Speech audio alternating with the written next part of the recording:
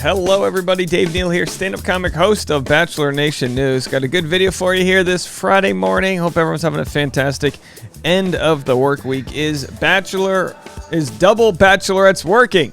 Oh, you know this is going to be a good video when I bring in a nice little graph. What does this graph mean? I don't know. I just put it in the photo. I did a thing. I put a little Kaitlyn Bristowe clip there. She says, I effing hate this. And what she's hating is the multiple bachelorettes competing for the same men. You know, basically what happens in normal bars and concert venues and pretty much anywhere you go, we're all competing with each other for the attention of others. Hey, but I understand when it's on a TV show and the producers are manipulating it to feel a certain way. Oh, this guy's into Gabby. How does it make you feel, Rachel? Gives him the microphone. She's like, I don't know. I just want to eat dinner. Can we eat dinner? You know, so I understand. It's only a couple episodes in, though, so we'll look at the ratings. We're going to look at what some of the people in the Bachelor community are saying. And also, I'm going to share with you guys a quick sneak peek of what I'm putting on Patreon, patreon.com/Dave Neal. I said when we hit 275 members, we're at 306, we did it this week, that I was going to release Vintage Dave. So check this out. This is what I like to do. I like to go to this full screen mode that I have here, and this is my editing software. So here's a quick clip for you. I'm going to have this full video up this afternoon on the Patreon. It's a compilation of my first season editing the show. Yes, that is real hair. And you might say, Dave, why am I wearing a hat now? Is it because I'm having a bad hair day? No, I'm having a fantastic hair day, actually. It's just one of those things. I don't want to make people feel bad that my hair day is going so well. You know what I mean? I respect it. Twin one takes Ben into the bedroom. Oh my gosh, she has a pic of her ex-boyfriend by her bedside. See how quickly she made that picture disappear? She just knocked it down like whack-a-mole. Ex-boyfriend! He doesn't know he's an ex. Fallback plan. Everyone's got one. I used to do this on the roof of my old apartment. Haley, whichever one that is. He keeps the other twin. I'm not. My brain is literally not invested in telling them apart. Right? True. Still. Get rid of the one. Maybe I'll know the other one's name. I just can't figure it out. Good luck going home for Thanksgiving, Ben. No tension there, right? You're walking on twin ice. Okay, so that's what you can get if you want some old school stuff. Here's where I was last night. I went to a Brighton concert. Brighton is a musician here in Southern California. Here he is singing one of his hit songs. You might recognize some people in Bachelor Nation there. I'm not going to name anybody, but if you pause this very quickly, you might notice a few, including my better half. Tasha's in the audience.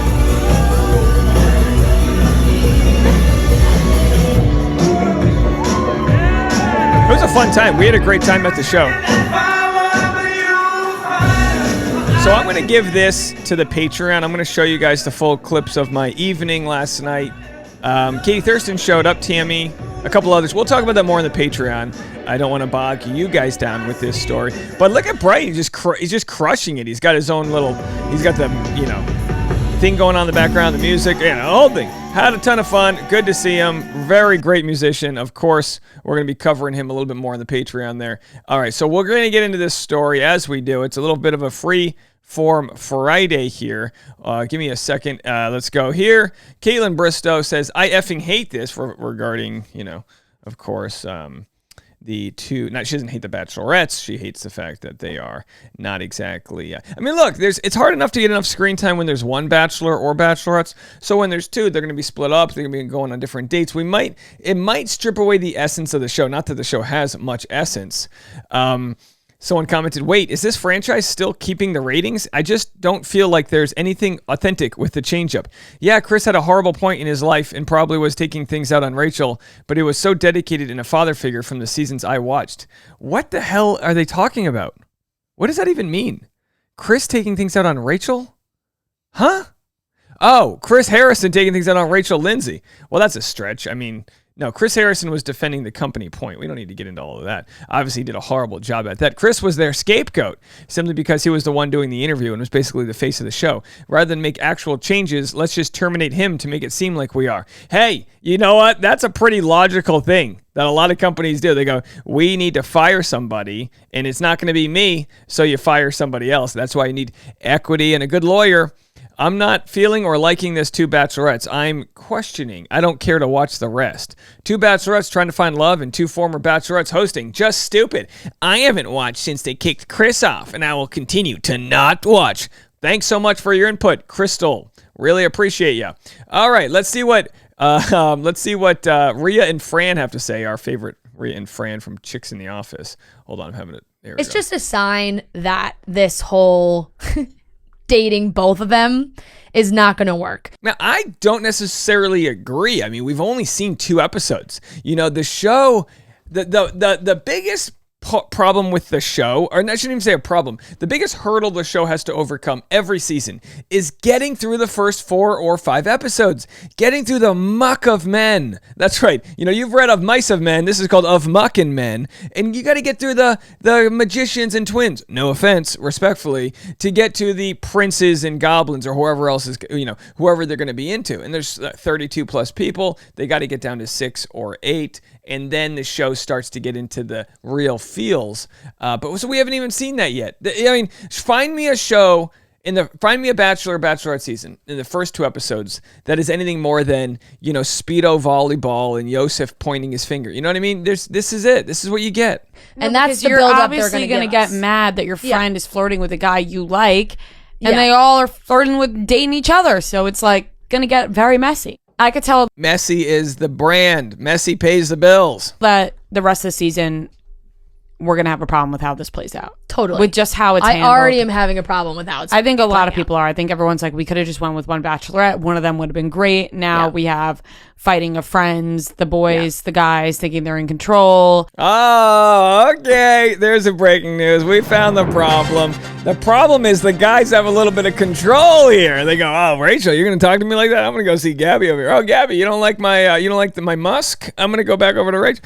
Now, look, I mean, yeah, in a normal relationship, control exists. I'll say this. We say control, but the idea is in a normal dating scene, everyone has options. So if you're a catch, if you're the to-do person, if you've got a nice job, you're gregarious, you've got hobbies that are not weird, you know what I mean? You're not like no offense to taxidermists, but like you're not stuffing squirrels, not a metaphor. Maybe you are. Maybe you're into someone who likes taxidermy. The point, I'm going to go, I don't want to anger the taxidermy crowd. That might be a dead subject to talk about. Okay, so furries.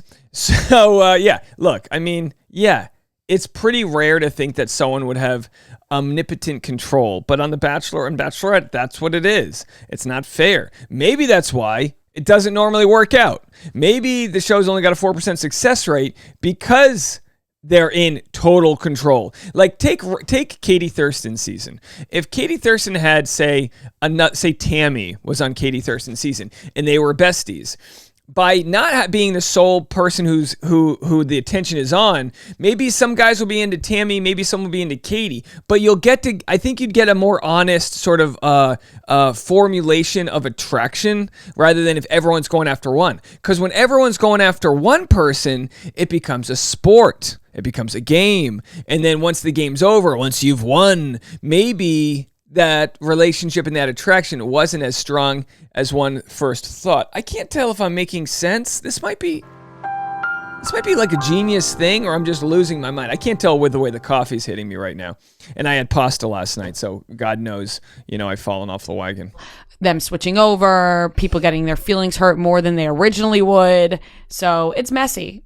It's just a sign that this whole... All right, so that's where they're at. They say it's messy. And the ratings have gone down. Who better to talk about ratings? Who better to talk about ratings up and down than our favorite Susanna from Bachelor Data? No one talking about the clickbaity headlines when it comes to reality Boost your TV volume. ratings. If you've been watching the Bachelor franchise, you've probably seen headlines like this. Bachelorette ratings are falling hard. Bachelorette finale hits new ratings low. Now these aren't new. Here's one about Hannah Brown's season premiere being the lowest viewed ever. But what these headlines fail to include is that all TV shows are dropping ratings over time. Here's The Voice, and here's The Voice excluding the one premiere that was after the Super Bowl. Here's Big Brother, and here's Survivor. Now, is Gabby and Rachel's premiere the lowest viewed yet?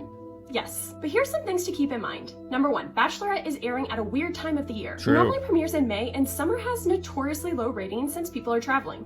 2, there are more options on TV than ever, and this increases every year that a TV show is on. With more options, people won't have as much time to keep up with all TV shows. And 3, it only dipped 20,000 viewers since Michelle's premiere, which when compared to all the previous seasons is one of the lowest changes in viewers between seasons. So this 20K dip in viewership is a good sign in my opinion. Looking at all the previous trends, it should have been lower. Now, Nielsen ratings are notoriously problematic. They only track a small number of cable boxes, and while they advertise that they've started adding Cable streaming boxes services to their numbers, stars, you have to opt into being tracked if you're watching on places like Hulu and YouTube TV. And most young people are going to not want to be tracked. So the demographic that, not to say that's just young people watching the show, but 18 to 35 is a core demographic. When they're like, would you like Nielsen to track you? Be like, who the hell is Nielsen? Get out of my lawn. Is The Bachelor going away anytime soon? No. I doubt it, but it might move to streaming only like Dancing with the Stars did. Not a bad thing though if you look at shows like Love is Blind. Alrighty, there it is. Practical thoughts, critical thinking skills. Can you believe it? Susanna, she's doing the Lord's work each and every day. Sometimes I forget people are watching this and I go, do you guys really need to hear me sing? No, you don't. All right, so that's it. That's the video. I'm going to play you guys out with some, I don't even know if I'm allowed to play this. I'm going to play this on the Patreon, but I was the only person at the concert taking landscape, wide angle video. Everyone takes the vertical video. I was like, you know what? I think my YouTube channel needs me to take this old school way. But this is Brighton singing his song Creep. Now, if you don't remember, Creep was a song that he wrote about Colton Underwood, and it's a banger of a song. Now, I got to tell you this. The audio I recorded didn't come out well because I was standing near the speaker, so my iPhone didn't know what to do.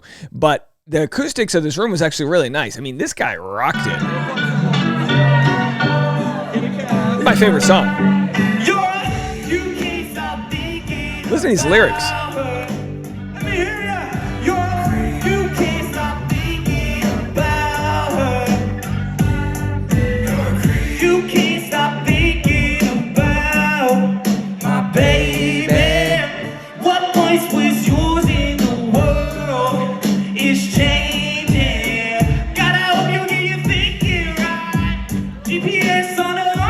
Oh, that's it. That's right. I hope you got your thinking right. GPS on the underside. If that ain't a banger, I don't know what is, folks. That's a great song. Go find him on Spotify if you want to check out Brighton. It was nice to meet him in person. What a nice guy. All right, we'll talk to you in a little bit. More content coming your way. Don't forget, I'm going live on Patreon, baby. 10 a.m. Pacific time. I got some info to share with you guys, that's for sure. You know where to find it. Patreon.com/Dave Neal. Vintage Dave, I'm out. Peace.